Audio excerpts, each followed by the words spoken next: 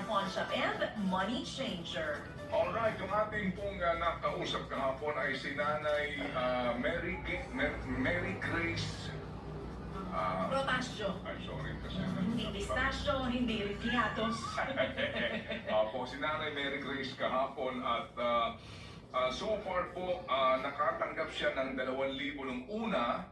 And then ating po nakita nga yung kanyang binili, yung isang sako ng bigas, tama? Correct. Opo, at meron pa din siyang binili na ilang... Para sa mga, yung sa kanya pong paninda, pero hindi po siya nakabili pa ng gamit sa school.